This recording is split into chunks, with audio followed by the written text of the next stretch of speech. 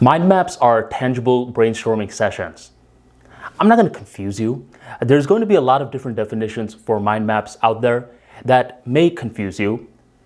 But the main purpose of mind mapping is to brainstorm and to put it on a solidified form. And for this class, we're going to keep it old school. We're going to keep it with the paper and pencil, something we're going to be discussing in future videos. Just understand that the purpose of mind mapping is to solidify your brainstorming sessions.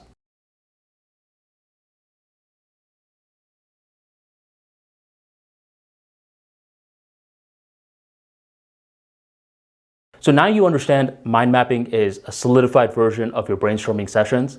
The next question is, what are some benefits that I can expect if I do plan to mind map? One benefit is recalling information.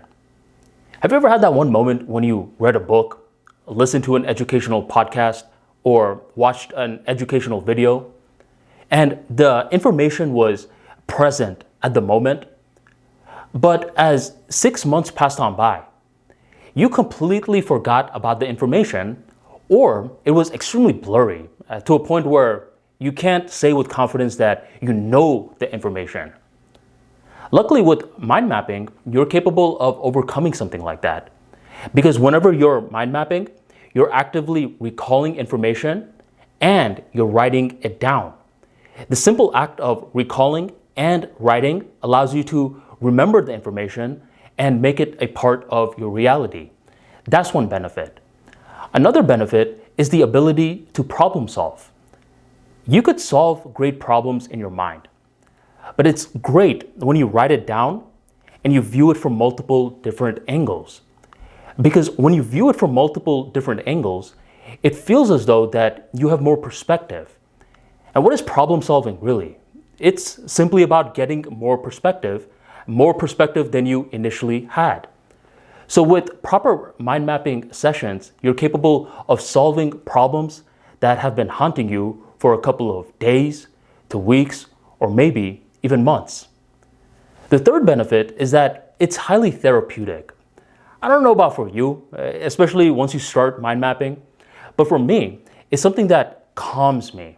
It's very similar to free flow journaling, where sometimes you don't even need to solve a problem. It's very similar to doodling. You're starting off and you're seeing where the mind mapping session takes you. And each session is different, but each session, despite it being different, it gives you an insight. And this insight is capable of changing your day-to-day behaviors. You never know. So these are a couple of benefits that should keep you motivated in learning how to mind map.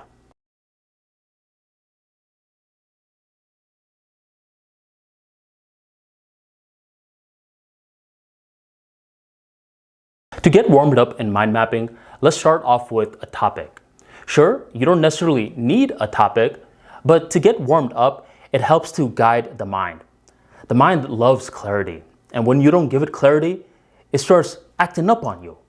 So the first step is to give yourself a topic. Let's say there's been something that's bugging you, and you don't quite know how to solve it. Let's say you don't know if you want to get a Honda or a Toyota. Your topic could be, which car should I get for this upcoming year? And once you have the topic, you are now ready to go to the next video.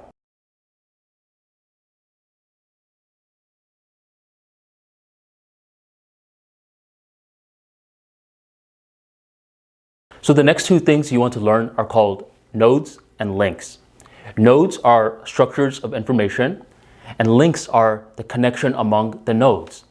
So back to the whole example with choosing a Honda or a Toyota. In this case, a few nodes that you can create are the different models of Hondas out there, the different models of Toyota out there. And typically whenever I'm creating a node, I just create a square and I put a label within it. And more nodes that you can create are your personal preference. Maybe something that is beyond just the price point. Maybe you had a lot of great memories in the past Honda that you had, and there's that personal preference that you have. So you create a node for love, and you connect this love node to the Honda node. You link it together. This is a creative process, so I can't be like, create exactly these nodes and link it like this. This is something that you want to do in terms of your own subjective experience. The main thing to understand is that you're creating nodes, and create as many nodes as you possibly can that suits the problem or the topic that you assigned yourself in the last video. And once you have these nodes presented to you, link them in an effective way in order to draw an insight.